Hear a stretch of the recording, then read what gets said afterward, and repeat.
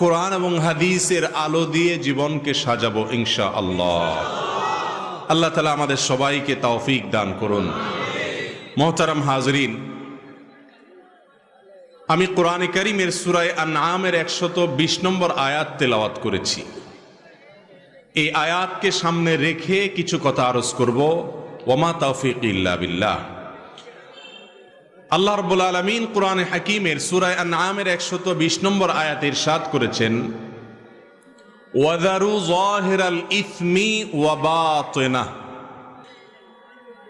অর্থাৎ, হে আমার বান্দাগণ, তোমরা প্রকাশ্য অপরাধ, প্রকাশ্য গুনাহ যেগুলো দেখা যায়, এ ধরনের পাপ থেকে বেঁচে থাকো। আর যে সমস্ত পাপ দেখা যায় না, অদৃশ্য, ভেতরে ভেতরে মানুষ করে, সেরকম অপ্রকাশ্য, অদৃশ্য এবং গোপন পাপ থেকেও তোমরা বেঁচে থাকো।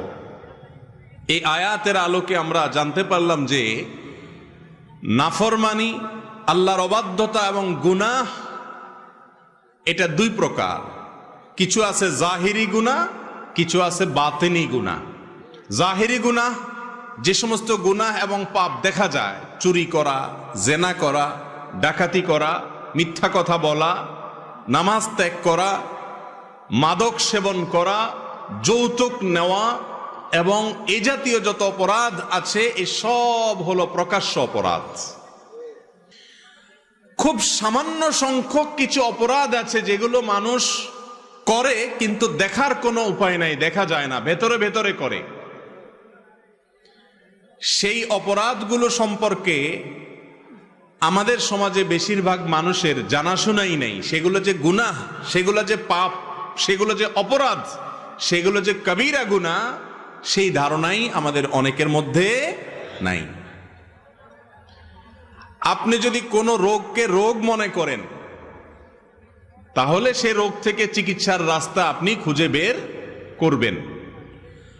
আর যদি কোনোটাকে আপনি রোগই মনে না করেন, তাহলে তো আপনি সেটা ট্রিটমেন্ট করানোর কোনো চেষ্টাও করবেন না। তাহলে বোঝা গেল প্রকাশ্য অপরাধের চাইতে অনেক বেশি ডেঞ্জারাস, ভয়াবহ হলো ওই সমস্ত পাপ, ওই সমস্ত অপরাধ, ওই সমস্ত নাফরমানি, ওই সমস্ত গুনাহ যেগুলো মানুষ ভেতরে ভেতরে করে। কারণ সেগুলো যে গুনাহ, সেই চেতনাই মানুষের মধ্যে নাই। সময়ত ভাইরা আমার, আর এই জন্য আল্লাহ রাব্বুল আলামিন বলেছেন, আল্লাহর প্রিয় বান্দা হতে হলে, জান্নাতের মালিক হতে হলে, জাহান্নাম থেকে নিষ্কৃতি পেতে হলে, খাঁটি মুসলিম হতে হলে শুধু উপর দিয়ে ফিটফাট হইলে হবে না। উপর দিয়ে ফিটফাট হওয়ার পাশাপাশি ভেতরটাও ফিটফাট হতে হবে। আর যাদের উপরটা ফিটফাট, ভেতরটা সদরঘাট, সে কখনো খাঁটি মুসলিম হতে পারে না। আল্লাহ তাআলা আমাদের উপর এবং ভেতর, বাহির এবং ভেতর সবগুলোকে সংশোধিত করার তৌফিক দান করুন, বলুন আমিন।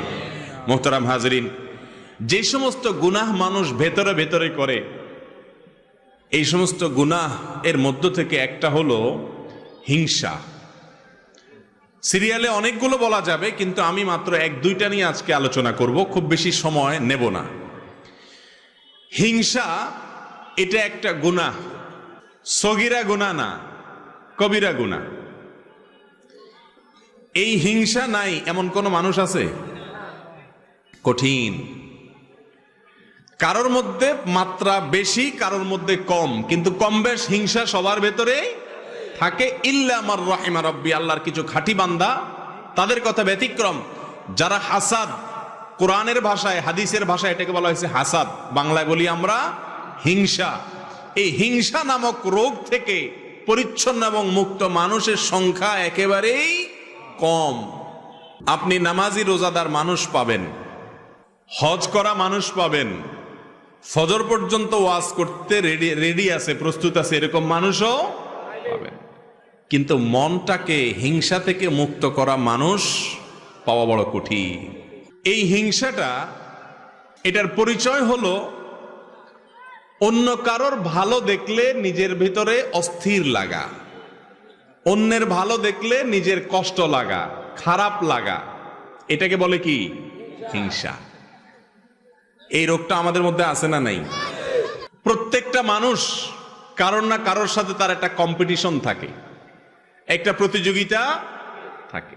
যার সাথে তার প্রতিযোগিতা থাকে ওই লোকটা একটু আগায় গেলে, ভালো পারলে, কোনো অ্যাচিভ হলে, কোনো ভালো অর্জন করলে আপনার মনের ভেতরে যদি জ্বালা পোড়া শুরু হয়,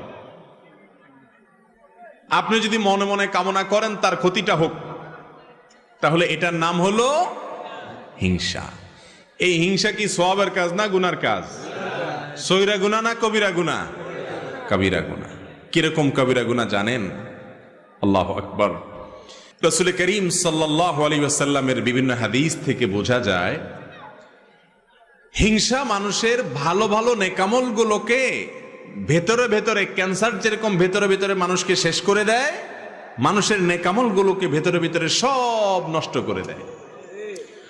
আগুন যেরকম কাঠকে জ্বালিয়ে পুড়িয়ে ভস্ম করে ছাই করে ফেলে দেয়, ঠিক একইভাবে হিংসা নামক ব্যাধি যদি কারোর অন্তরে থাকে, ভেতরে থাকে, এটা দেখা যায় না, এটা গোপন গুনাহ, তাহলে মানুষের সমস্ত নেকামলকে ভেতরে ভেতরে শেষ করে দেয়।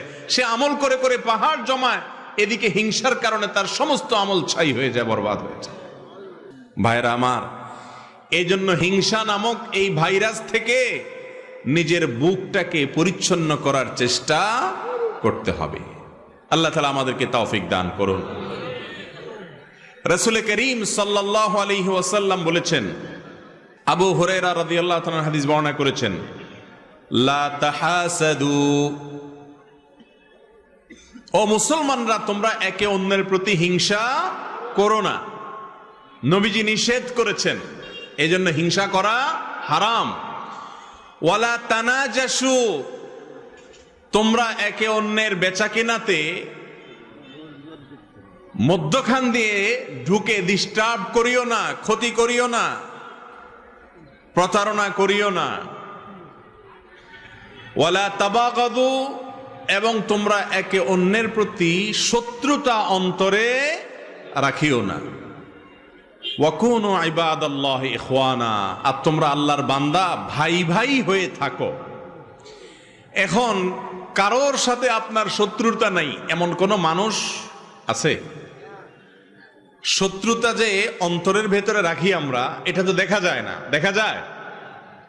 মুশকিল হলো উপর দিয়ে আপনি হাসতেছেন, মুস্কি হাসি দিচ্ছেন, অথচ তলে তলে আপনি তার প্রতি আপনার শত্রুতা আছে, আপনার হিংসা আছে। এই রোগটা দেখা যায় না, হিংসাটা দেখা যায় না। এই জন্য এটা বাতিনি গুনাহ, ভেতরের গুনাহ। ভেতরের গুনাহ অনেক মারাত্মক, অনেক ডেঞ্জারাস। ক্যান্সার ভেতরে হয়, বাহিরে হয় না, এই জন্য সেটা অনেক বেশি ডেঞ্জারাস। প্রিয় ভাইরা আমার, হিংসার গুনাহ, এটা থেকে নিজেকে পবিত্র করা না গেলে যত নেকামল আপনি করেন, যত ভালো কাজ আপনি করেন, যত তেলাওয়াত জিকির আপনি করেন, আল্লাহ রাব্বুল আলামিনের কাছে ওই আমলের সওয়াব পাওয়ার আশা করা বড় কঠিন। জান্নাতি মানুষ তাদের মার্কা কি জানেন? জান্নাতি মানুষদের একটা বড় মাপের মার্কা হলো তারা নিরীহ কিসিমের হবে।